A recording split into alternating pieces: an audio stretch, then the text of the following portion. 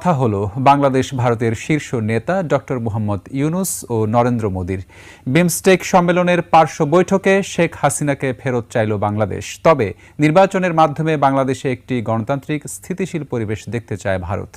বিস্তারিত আকবর হোসেন সুমনের রিপোর্টে। থাইল্যান্ডের ব্যাংককে অনুষ্ঠিত বিমস্টেক সম্মেলনের ফাঁকে সাংগ্রিলা হোটেলে শুক্রবার দুপুরে বৈঠক হয় বাংলাদেশের প্রধান উপদেষ্টা ডক্টর মোহাম্মদ ইউনূস ও ভারতের প্রধানমন্ত্রী নরেন্দ্র মোদির।